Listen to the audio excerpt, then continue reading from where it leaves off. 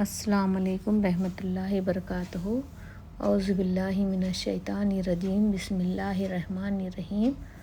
عقبہ بن عامر رضی اللہ تعالیٰ عنہ سے مروی ہے کہ میں نے رسول اللہ صلی اللہ علیہ وسلم کو فرماتے ہوئے سنا، آپ کا رب اس چرواہے سے بہت خوش ہوتا ہے جو پہاڑ کی اونچی چوٹی پر اذان دیتا ہے اور نماز پڑھتا ہے۔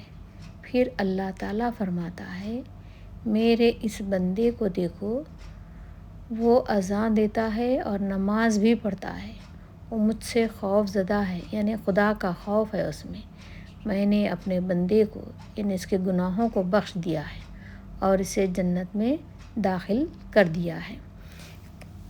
اس ویڈیو کو لائک اور شیئر کیجیے اور سبسکرائب کرنا نہ بھولیے۔